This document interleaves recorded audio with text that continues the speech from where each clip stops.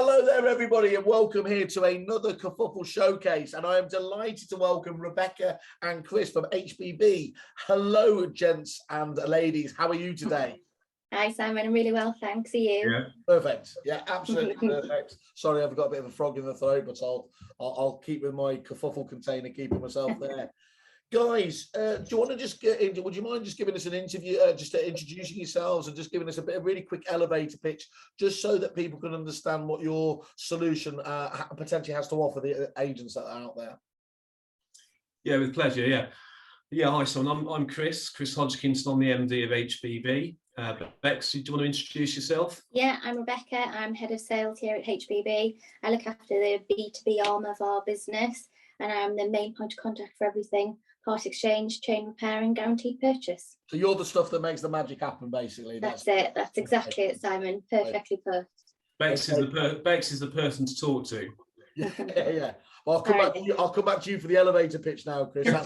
That's where we position ourselves, isn't it? Where we pretend that's where we add value. Absolutely. So, as my understanding is, you're a specialist chain repair and part exchange company, aren't you? Though, so many agents will have seen these out there. Do you want to just give an overview of how the company started, though, and what you guys do a little bit differently? Yeah. Shall I pick up on that first, Bex? So, yeah, perfect. So we were launched 11 years ago, July 2010, and originally we set up as we were direct to the customer. We branded as House by a Bureau, and we saw a gap in the market, I suppose, for a sort of a quick purchase business. There was lots of firms out there that we thought were probably a little bit maybe unprofessional, but smaller businesses. So we thought we could build a business that bought houses quickly for cash on a national scale. So we sort of operated direct to customers for about 6 to 7 years until about 2016.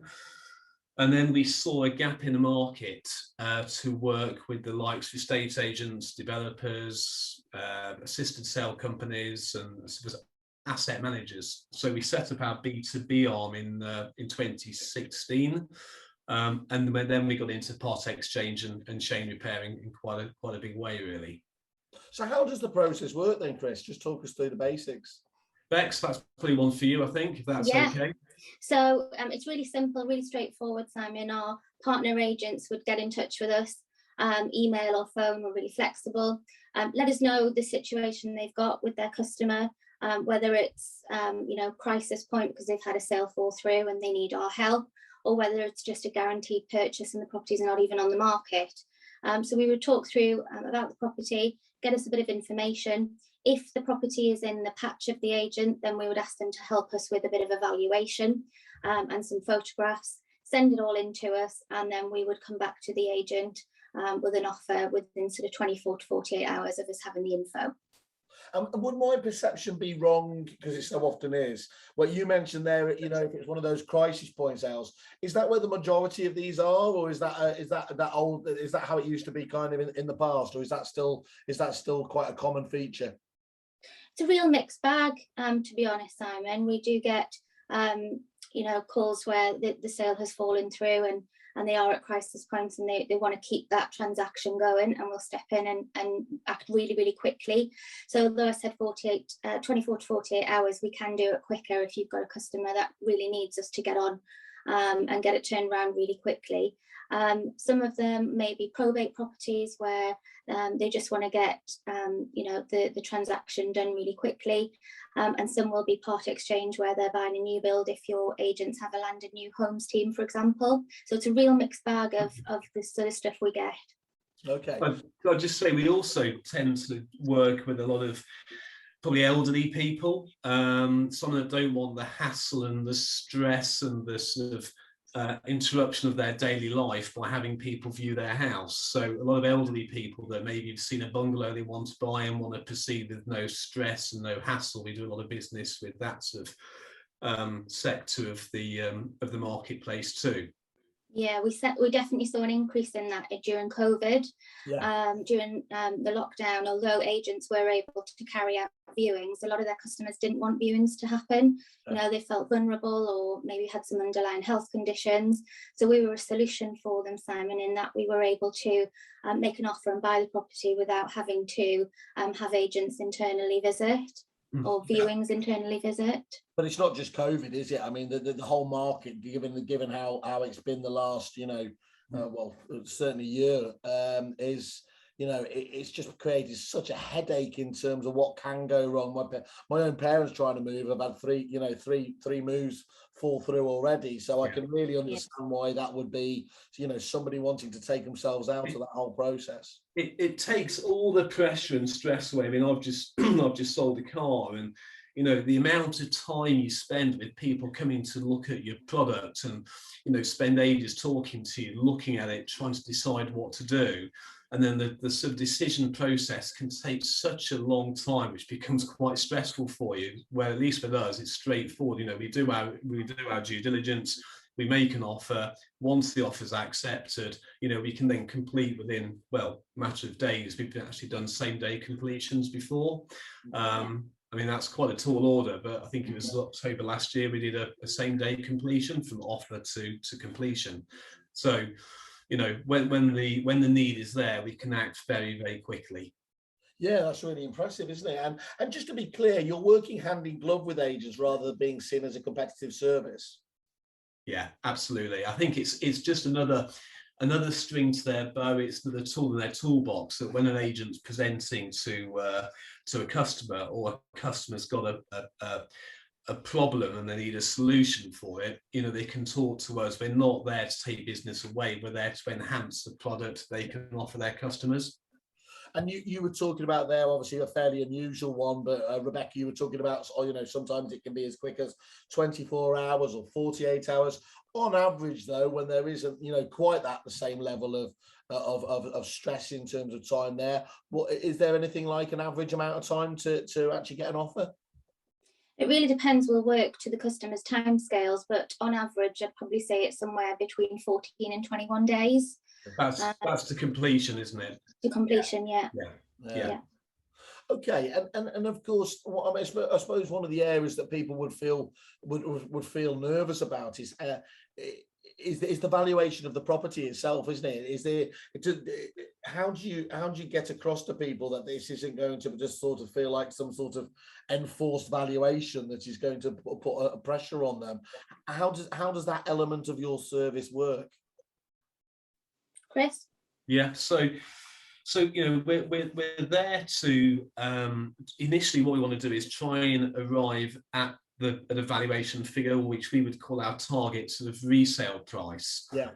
So we ultimately want to make sure that the customer, we're all aligned in terms of value if we can be. So we would to try and arrive at value, which can be a little bit tricky, I suppose, in today's market, but to try and arrive at what we think is a fair value, then we would certainly talk to the local agent that's introduced the property to us and take their advice. What do they think the house would sensibly make on the open market? We might then, take it a little bit further afield and speak to a second agent in that location. And then we would do the standard stuff. So we'd look at prices achieved historically, we'd look at recent prices achieved, look at the supply, look at the demand, the condition of the property, fairly standard stuff that an agent would do.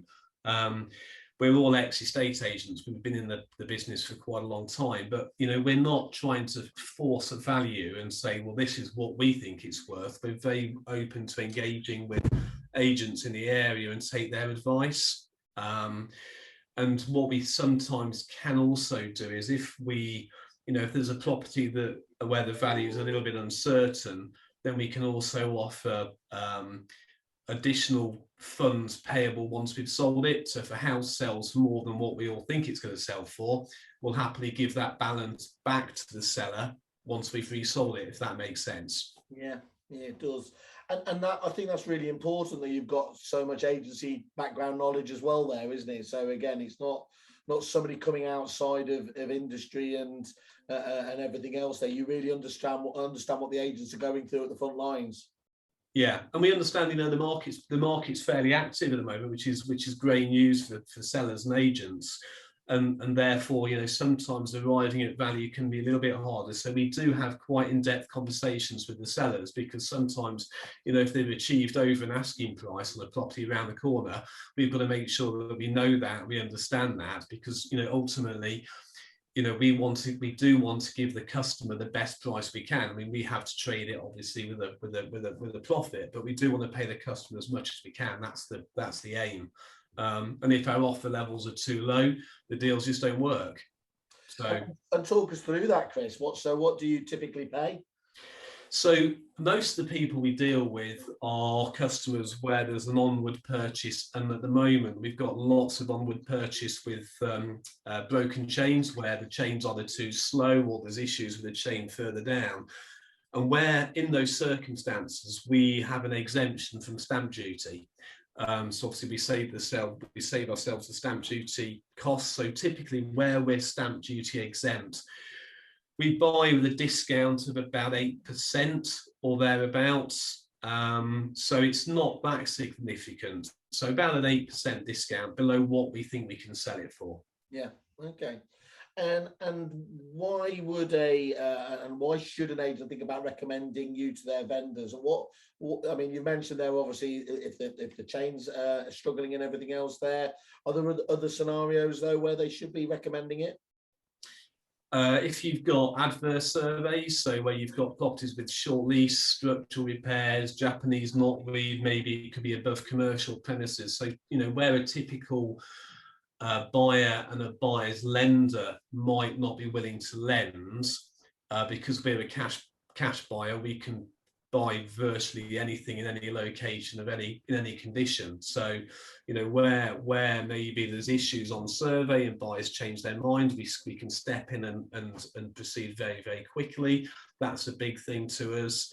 But at the moment, the biggest demand for our product is, without any hesitation, is coming from customers that had a sale which they were reliant on to move full on their onward, and that sale has collapsed, and we've seen a massive increase in that in those opportunities over the last two months, I would have thought. Okay, and just broadly speaking, what sort of volume of agents you're working with? So we work with lots and lots of agents, Bex, up and down the UK. But and you might be able to put a bit more meat on the bone, but when we're agents, we work with agents that might give us 1 unit a year. We work with agents that might give us 1 unit a month. So we get our business comes from quite a big spread of introducers. We even have auction houses that might introduce to us, where maybe they've put the property to auction, maybe the guide price was a little bit too high, it didn't sell. Customers' motivation is incredibly strong, they need to sell it, so we brought properties to auction houses, estate agents, assisted sale companies, developers. So we work with quite a big sort of client base, really. But Bex, you have a lot of you look after the relationships with the agents mainly, so you can probably help some of them. I do. Yeah, we work with everyone from agents with a land and new homes department, all the way down to single offices in a local town. So there's no minimum that they need to refer to us. If it's one every couple of months, that's great. If it's 10 a month, that's great. We work with everyone and anyone. So I was going to ask you on that, Rebecca, in terms of what kind of some solutions work for different types of agents, and they might not work for others. But in your case, that's not that really isn't it. It can be across the board, really. Yeah, absolutely, across the board. It doesn't really matter on what size office they are.